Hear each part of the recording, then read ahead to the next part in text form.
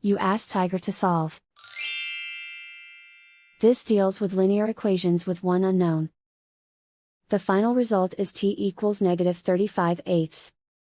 Let's solve it step by step. Swap sides.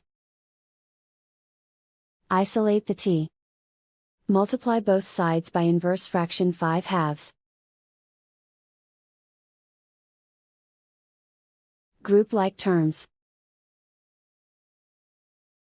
Multiply the coefficients. Simplify the fraction. Multiply the fractions.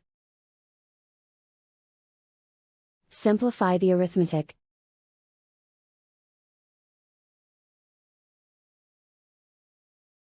And so the final result is t equals -35/8.